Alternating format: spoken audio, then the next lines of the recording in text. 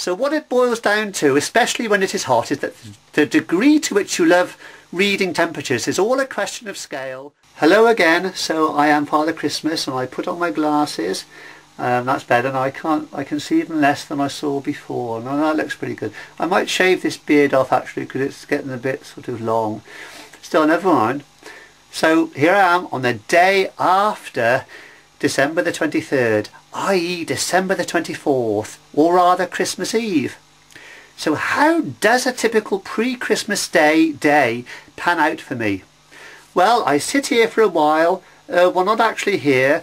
I'm standing, but obviously somewhere else, and then I stand for a while, and then I sit again for another session before I do lots of acrobatic things when I go up and down the old chimneys.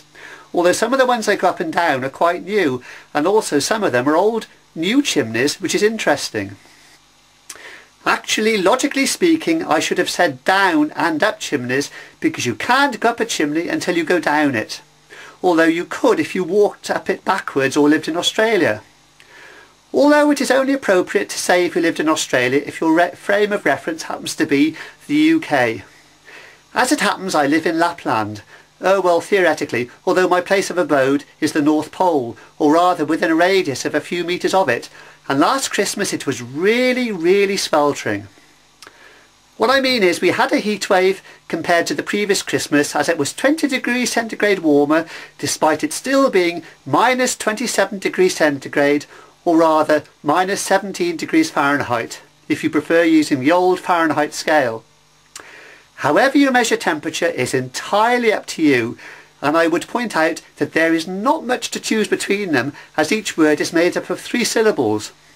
Although if you are in colder climes, then Fahrenheit is better, as it has to get a lot colder before you start using the old minus word, which adds an extra 2 syllables to your sentence. And there is the extra space which takes up 0.2 of a second between saying the minus word and the number. So what it boils down to, especially when it is hot, is that the degree to which you love reading temperatures is all a question of scale, or rather 82.3 degrees part thereof. As you will have gathered, although some of you might not be in a gathering but be on your own, anyway, what you might have gathered from what I've been saying is that I love weather extremes, or rather extremes of weather. Sometimes though it gets far too cold to study extremes. You know, you try writing with a pencil, charcoal stick, crayon, felt tip pen, chalk, gel pen, paintbrush, stick or other writing implement when it is bitterly cold. It is so hard to do that, especially with thick gloves on, and it is even harder if you take them off because of the old frostbite. I have found it is not too much fun either studying extremes of weather in record-breaking high temperatures either, as I don't like the heat. Must dash now, as I have to get ready for when I start driving, or rather steering my sleigh and delivering prezzies to millions of homes. Bye!